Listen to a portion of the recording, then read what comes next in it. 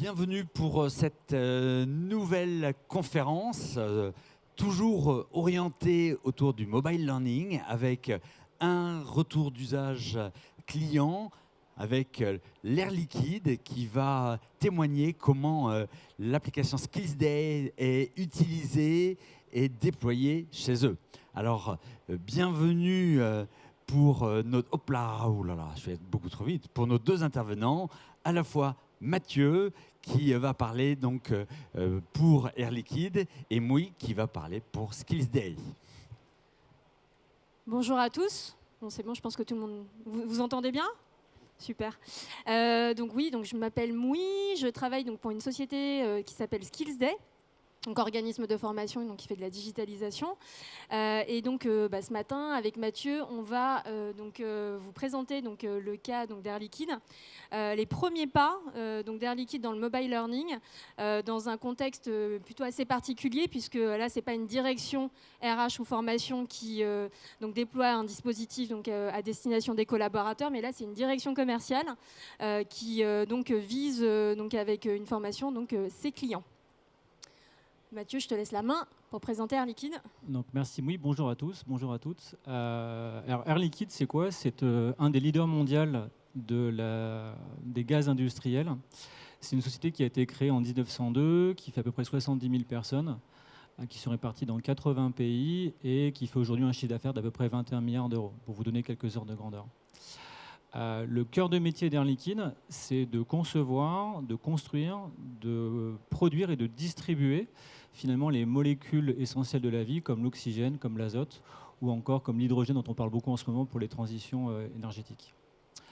Moi, je travaille en fait chez Air Liquide Engineering and Construction, qui s'occupe des deux premières briques, à savoir la conception et la construction de ces unités de production de gaz industriel. Et ces unités, on va les vendre aussi bien au groupe qui va opérer et distribuer ces molécules, ou bien des clients tiers qui vont décider d'opérer pour leurs propres besoins ces unités de production. Il y a 3 ans, on m'a proposé de rejoindre une toute petite équipe pour monter une nouvelle activité qui consiste à apporter notre expertise et notre expérience sur comment bien opérer ces unités à destination de ces fameux clients tiers. Donc, si je comprends bien, Mathieu, tu as développé une activité de consulting à destination de ces clients tiers qui opèrent eux-mêmes leurs unités de production. Comment tu as été amené à t'intéresser à la formation ? Alors, les unités de production que l'on vend chez Air Liquide sont des unités qui sont extrêmement fiables, avec une durée de vie qui dépasse 30 ans. Ça veut dire qu'on ne connaissait pas trop les besoins de nos clients à ce moment-là, donc on est parti en exploration, on a fait un peu le tour du monde. On est allé à leur rencontre et c'est vrai que la formation est devenue un sujet qui était un vrai dénominateur commun. Pourquoi ? Parce qu'il y a une vraie érosion naturelle du savoir chez ces opérateurs-là. Pourquoi ? Parce qu'il y a un turnover naturel pendant 30 ans qui font que petit à petit, la connaissance et le savoir sur des fondamentaux et les basiques diminuent naturellement. La deuxième chose, c'est qu'ils n'ont pas forcément toujours la capacité à se benchmarker sur finalement quel est l'état de l'art en termes de performance et en termes de safety. Donc il y avait 2 besoins, à la fois renforcer les basiques et les fondamentaux pour la population des opérateurs et des mainteneurs, et en même temps leur apporter une expertise très spécifique à leur unité. Pourquoi ? Parce qu'une unité de production d'oxygène en Papouasie-Nouvelle-Guinée ne sera pas soumise aux mêmes contraintes réglementaires, aux mêmes conditions climatiques que la même unité en Arabie Saoudite ou encore au Canada. Donc, excusez-moi. Donc voilà. Donc finalement, hyper bonne nouvelle. Tu fais ton exploration marché et tu identifies un besoin qui est finalement exprimé par l'ensemble de tes clients. Et donc potentiellement un nouveau service à leur vendre, en récurrence en plus. Comment ça s'est passé ? Alors en fait, quand je suis revenu avec l'ensemble de ces besoins d'un point de vue formation, je me suis dit ouais super, c'est génial. Sauf qu'en fait, j'avais rien. J'avais rien à leur vendre. En tout cas, j'avais rien d'exploitable en l'état. Pourquoi ? Parce qu'en fait, un projet de construction d'usine, c'est un projet qui va durer 3 ans. Et donc, j'ai une équipe d'experts dédiée à ce projet qui va produire toute la conception de l'unité et qui, en fin de parcours, va construire les modules de formation à destination du client. Et donc, je vais avoir autant de troncs communs sur ces technologies que je vais avoir d'équipes projets et d'experts. Et je vais avoir surtout beaucoup de contenu extrêmement technique et extrêmement spécifique à l'unité vendue. Et puis enfin, le dernier pain point auquel je fais face quand je reviens de cette exploration, c'est que j'ai évidemment personne de disponible pour venir passer du temps à construire du contenu sur de la formation. Donc, je suis bien embêté, il faut que je trouve une solution. Et donc, il y a un an, on se rencontre. Tu rencontres SkillsDay. Donc, on a l'occasion de te présenter les différentes technologies mobile learning avec lesquelles on travaille. On te montre des réalisations, de contenu qu'on construit sur étagère et sur mesure. Et là, tu te dis, peut-être qu'il y a une petite brèche qui est en train de s'ouvrir. Et est-ce que tu peux nous expliquer pourquoi le mobile learning et pourquoi SkillsDay ? Alors, d'abord, quand je vois la technologie, le mobile learning, il y a le petit effet waouh, je me dis, ça sent bon, je pense que ça peut être effectivement une bonne solution, à la fois pour les clients à qui je vais vendre du training, c'est parce que il y a ce côté Ottawa dont on parle beaucoup, anywhere, anytime, any device, any content. Donc ça, c'est parfait. J'ai une population apprenante qui sont des opérateurs. Donc c'est des gens qui sont sur le site, qui se promènent et qui vont opérer cette usine. Je crois qu'on a vu une photo auparavant. Donc c'est assez grand. Donc le fait d'être sur mobile, c'est parfait. On est sur du micro-mobile, du micro-learning. Donc c'est des formats très courts, très impactants, très spécifiques. Donc je me dis, pour le client, c'est parfait. Et puis il y a autre chose, moi, qui me vient en tant que business développeur, c'est que je me dis, plutôt que de vendre de la formation présentielle comme j'avais l'habitude de le faire, c'est-à-dire un taux horaire, un nombre de jours, et puis une feuille de présence, là, je me dis, tiens, si je commence à faire du mobile learning, finalement, je vais avoir donc des modules que je vais pouvoir vendre et je vais commencer à créer un business de licence, en fait. Parce que pour moi, ce sera beaucoup plus simple de pouvoir finalement générer et de scaler cette formation. Pour nous, Air Liquide, l'avantage, il est simple. C'est qu'on va pouvoir commencer à travailler sur la mise à jour de l'ensemble de ces petits troncs communs que l'on a. Et pourquoi pas de développer des nouvelles activités, des nouveaux trainings qui vont pouvoir constituer des bibliothèques qui pourront être à destination de nos clientèles, mais aussi, pourquoi pas, à destination de nos propres collaborateurs. Donc voilà, je me dis, super, on est parti comme ça. Je retourne voir les clients. Et en bon sales, je vends avant de produire. Donc je reviens avec des contrats signés, mais encore rien de produit. Donc maintenant, c'est le moment de... Il y en a qui sourient. C'est le moment de mettre tout le monde autour de la table en disant, voilà, j'ai un contrat, on n'a pas le choix, il faut y aller maintenant. Et ouais, donc tu trouves la solution, tu trouves les prestataires. Super, tu trouves en plus les financements avec des clients. Donc là, on est vraiment dans la super success story qui commence. Mais là, il faut embarquer quand même les experts parce qu'on est sur un sujet super technique et sans eux, on ne peut pas avancer. Donc comment tu as pu les embarquer, ces gens qui finalement sont très pris et pas forcément mobilisés sur ce type de sujet ? Alors déjà, quand je leur montre les réalisations mobile learning, ils sont plutôt sceptiques. Ils me disent, on ne pourra pas tout mettre sur un mobile. Je dis, il n'y a pas de problème, on ne mettra pas tout. 2, ils me disent, on n'a pas le temps, et ça, je le savais. Et là, je vais ruser encore une fois. C'est-à-dire que je vais leur dire, écoutez, c'est très simple. Vous allez transmettre l'ensemble de vos contenus. Alors, on parle de slides, bien sûr, on parle de brochures, on parle de vidéos, on parle de contenus qui sont parfois, qui datent de plus de 10 ans. Donc, vous imaginez l'armoire de l'expert que l'on ouvre, il y a tout qui tombe, c'est un petit peu ça. Et je leur dis, écoutez, c'est très simple, c'est SkillsDay qui va nous faire une proposition de structure et qui va aligner les intentions pédagogiques, vos intentions pédagogiques en tant qu'expert, sur cette structure-là. Dit autrement et toujours en rusant, je leur dis, écoutez, grosso modo, c'est surtout SkillsDay qui va bosser, vous allez être juste sollicité que quelques fois.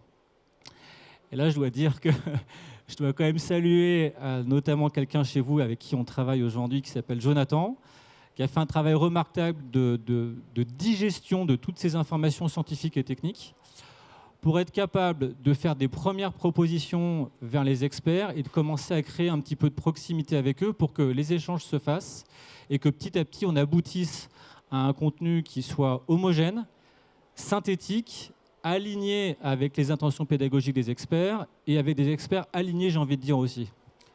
Alors, moi, je vais poser juste une question. Ça a mis combien de temps, ce processus de réingénierie des contenus pour le mettre en format mobile learning?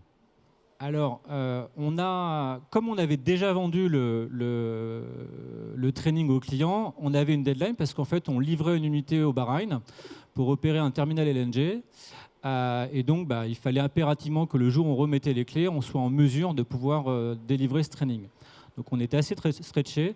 En 3 mois, on a réussi à partir de l'ensemble de ces contenus à aboutir à un training qui est sur maintenant, je crois, c'est 7 ou 8 modules différents dans lequel on a du contenu extrêmement spécifique, core skill, j'ai envie de dire, du métier d'Air Liquide. Je dois dire que Mathieu, tu nous as bien stretché. Parce que je pense que de bout en bout, ça a duré 3 mois. Mais au départ, en fait, quand on a réuni l'équipe et qu'on on a sélectionné aussi Jonathan parce qu'il avait une forte appétence sur les sujets scientifiques, sur la thermodynamique, au départ, Mathieu, il a dû nous dire faut livrer en décembre. Et on devait être, je sais pas, mi-octobre.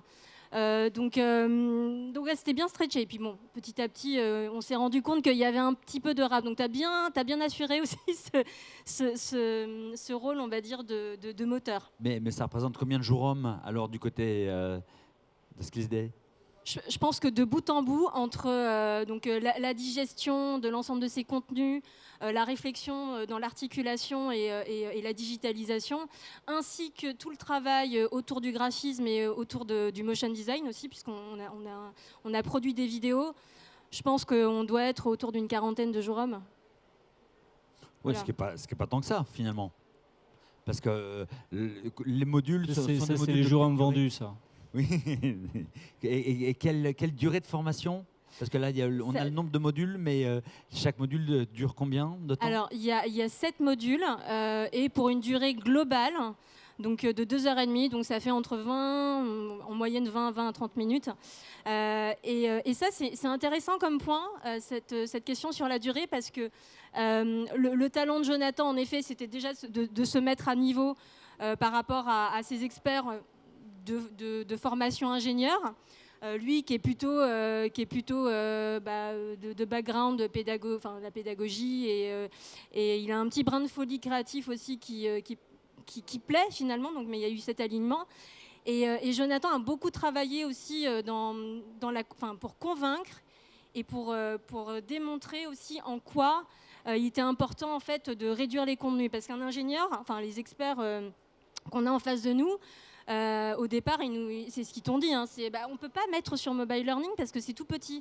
En fait, oui, si, on va réussir à mettre sur mobile learning parce qu'en fait, on va choisir les messages importants, on va les cibler et on va choisir et on va renoncer à certains messages qui étaient très certainement superflus.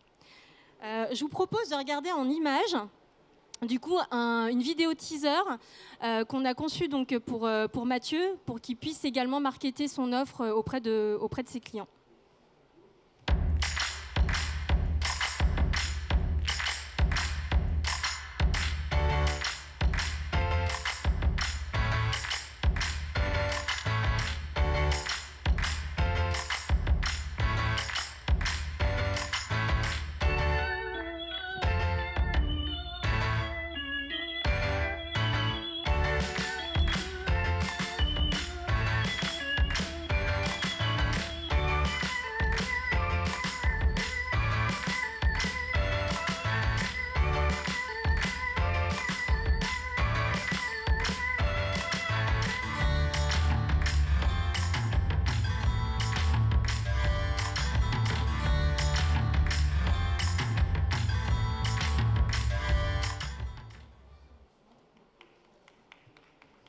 Merci.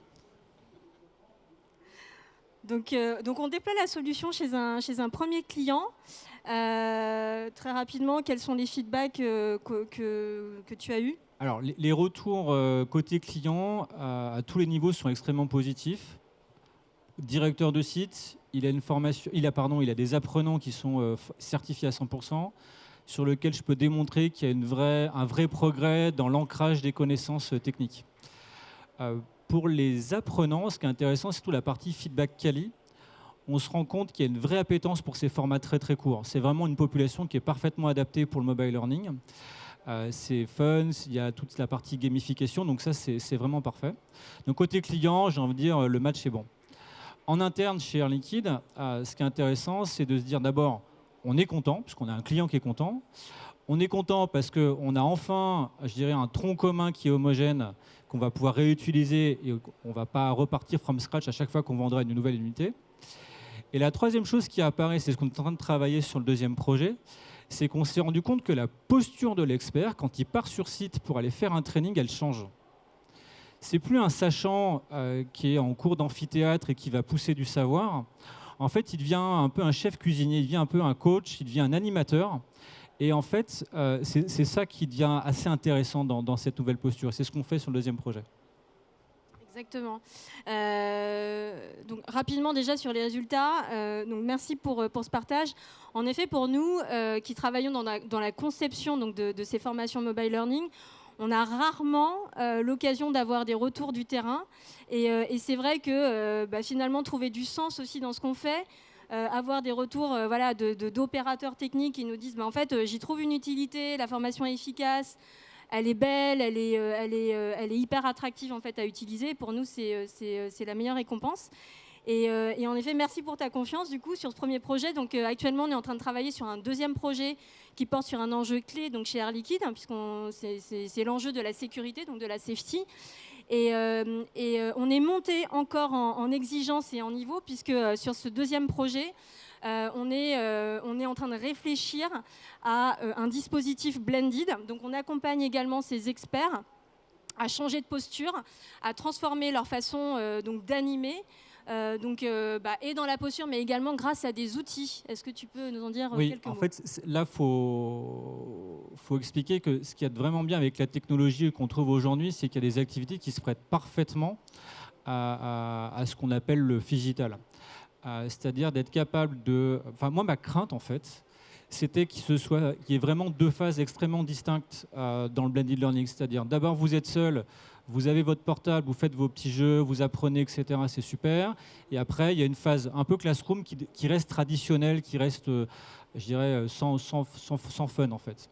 Et là, ce qui s'est passé, c'est que grâce à ces nouvelles activités, on est capable de, par exemple, déloquer des nouveaux jeux, de déloquer de la vidéo très spécifique, des contenus vraiment très pointus, uniquement quand l'expert se retrouve sur site.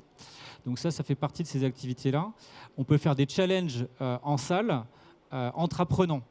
On peut vraiment être très très créatif. Et puis moi, il y en a une activité que j'aime bien, c'est le QR code. Alors le QR code, c'est pas nouveau. Par contre, ça m'a permis de réfléchir avec les experts sur justement un parcours un petit peu différent.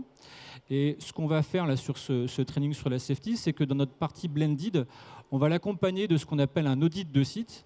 Il faut savoir qu'une unité Air Liquide, il y a des milliers d'équipements qui vont composer cette unité. Et donc, ce qui va devenir intéressant, c'est d'aller, grâce à la technologie, d'aller dans la toolbox, de downloader des QR codes selon des risques ou pour des QR codes spécifiques à des équipements, de faire un audit de site avec les apprenants. Donc, on fait un parcours. On leur demande, en fonction de ce qu'ils ont appris, de venir apposer le bon sticker, le bon QR code dans la zone ou sur l'équipement. Et après, chacun pourra venir flasher et avoir directement sur son mobile le training en question. Et donc ça, j'avoue que j'aime bien parce que c'est encore plus immersif et on a vraiment ce lien entre la partie purement mobile learning où j'apprends avec mes collègues et quand l'expert arrive. Donc finalement, on est en train de réinventer avec toi l'expérience du blended, en tout cas du présentiel, avec cette approche donc, de phygital learning. En tout cas, je me l'approprie.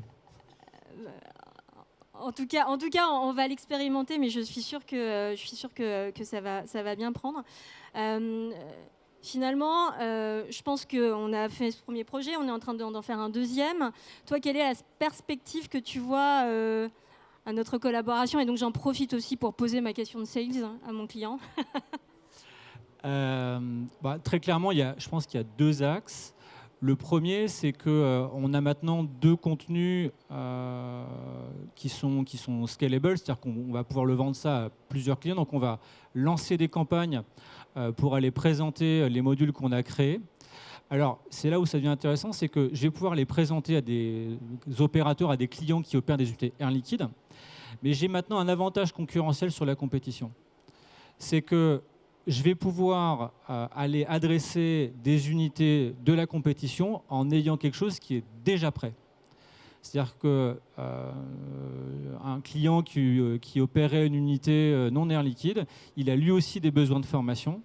Et quand je vais le rencontrer, et ça a déjà commencé, je suis capable de lui montrer mon petit outil qui permet d'ailleurs de bien marketer ce qu'on fait chez Air Liquide, et en même temps dire c'est immédiatement possible, c'est immédiatement disponible. J'ai besoin d'une adresse mail et vous avez accès au contenu.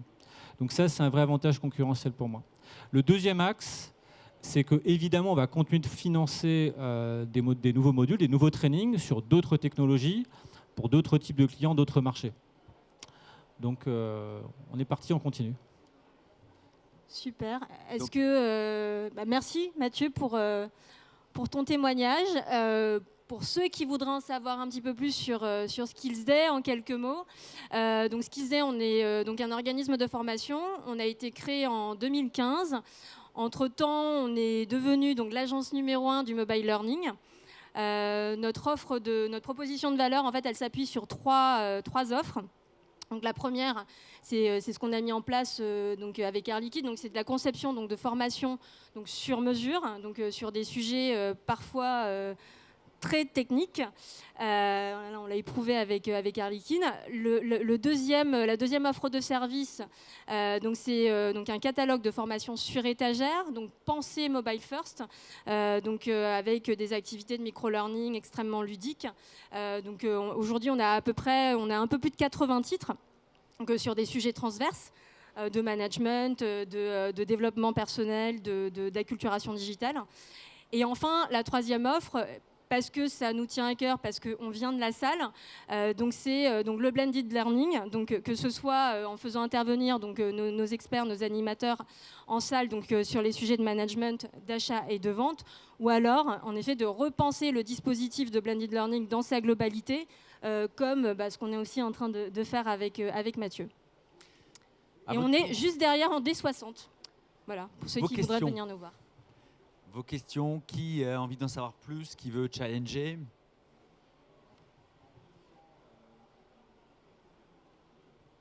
Bonjour, Antoinette Bertrand de la société Carmeuse. On est une société de production industrielle et on a un peu le même challenge aujourd'hui. Et donc moi je voulais savoir quel était le budget que vous aviez mis pour faire ces différents modules et aussi par rapport à la langue, parce que quand on est une société internationale, voilà, comment on peut s'assurer des traductions diverses. Alors sur la langue, on a tout fait en anglais. Maintenant, on aurait la possibilité de le faire en chinois si demain on souhaitait le faire en chinois, mais là on est en anglais et ça nous permet de couvrir à peu près 80% de nos clients. Sur la partie budget, je crois qu'on est à peu près à 30 000 € sur ce premier mobile learning, donc, qui comprend évidemment toute la partie pédagogique, etc. Donc voilà, je crois que le montant est à peu près correct. Avec un ROI qui a été calculé depuis ou pas? Alors, si je dois donner quelques chiffres, j'avais commencé à faire un premier business model.